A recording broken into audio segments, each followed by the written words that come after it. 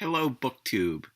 This is Eric, and I made maybe one book video before about hard case crime, but I've been wanting to talk some more about books and crime fiction.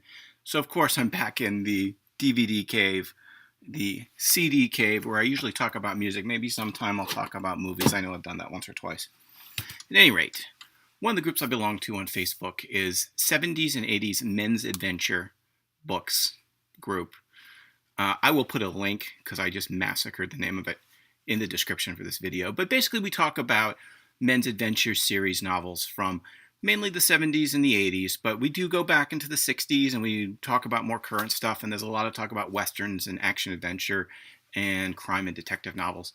But one of the authors that we have talked about quite a bit, that I've read a little bit about, and, well, we'll just get to it when I get to the book, but it's Harry Whittington. Whittington. I'm sorry, I'm going to massacre his name. First of all, he's hard to Google because there was a famous incident involving a former vice president and a shotgun and a lawyer with the same name. At any rate, he was one of these writers of pulp fiction during the 50s, 60s, and I think into the 70s. I know he wrote some long-arm books, and it just occurs to me I didn't bring my copies of his long-arm books over to show, because what I'm going to be showing is my books by him. This is the Western I have by him. This is a gold medal, 25 cents.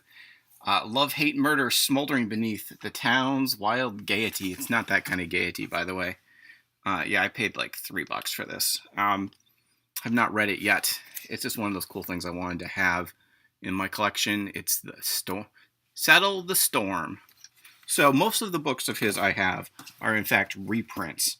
So this is a Black Lizard, one of the 80s Black Lizard reprints. A Ticket to Hell. I've not read this one yet either. The Fire That Destroys, another Black Lizard reprint. I should show the back of that. This is what these look like in the spines from the 1980s. One of the things that's interesting about his books and the reprints from Black Lizard is there were 3 really distinct Black Lizard, I guess, phases. There's actually more than that, but let's just say 3. And his books are reprinted in each of them. I showed you the spines of those 2. This is the other style of the spine. Forgive me, Killer. And these all have great cover art. Have not read this one either. These are all into my to-be-read pile. So this is the bigger Black Lizard vintage crime trade, Web of Murder. I think I started this one a couple years ago and didn't get very far into it before moving on to something else. I think I just wasn't in the mood for this one. Also, more recent reprints of his stuff has come from Black Gat Books, which is a subsidiary of the Stark House line.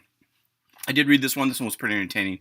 It's about a bunch of people holed up in a ghost town. Cool stuff. But these are out there, so if you're looking to check out some of his books, you can find them. This is like $10 new. All right, so now we get to Stark House's reprints, and let's show this one first. I read Define Cora, which I quite enjoyed. I don't remember if I read any of the other 2, but I enjoyed this enough to review it on my website.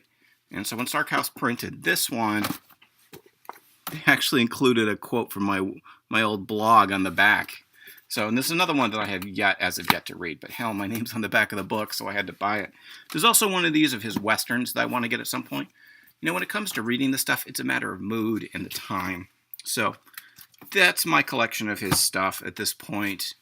I really need to get around to reading some of this stuff, but, you know, if you can see that if this is the DVDs and the VHS and the CDs that I have, just imagine how many books I have going back 30 years. I did purge a lot of stuff a couple of times in my life, but I did held on to a lot of stuff too. Anyway, so there we go.